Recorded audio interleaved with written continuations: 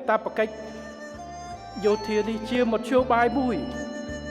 ជាយន្តការមួយសម្រាប់ឲ្យអ្នកទាំងអស់គ្នាមានឱកាសបម្រើប្រទេសជាតិ